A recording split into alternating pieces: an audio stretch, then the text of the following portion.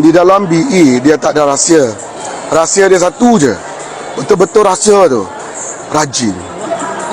Itu je. Satu. Yang kedua adalah sentiasa bertindak. Kena jangan berfikir terlalu panjang dan terlalu banyak.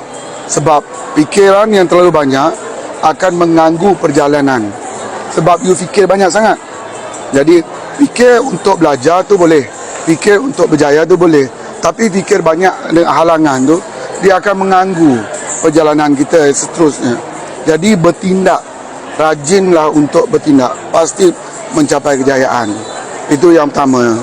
Yang kedua adalah event. Event adalah satu sumber inspirasi pada diri saya. Event adalah tempat pendidikan.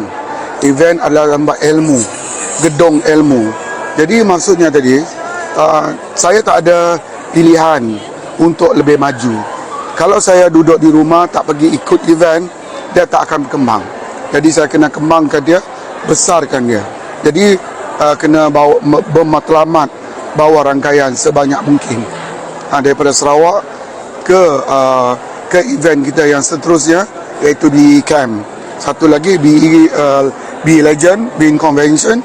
Itu adalah antara event yang kita boleh borrow power dengan sebab environment yang positif. Jadi environment yang positif seperti hari ini yang kita hadir hari ini adalah environment yang cukup merangsang. Ilmu yang saya dapat hari ini adalah ilmu yang kali keberapa, tetapi saya tak jemu mendengar. Maksudnya ilmu tu lain orang, lainlah pengalaman.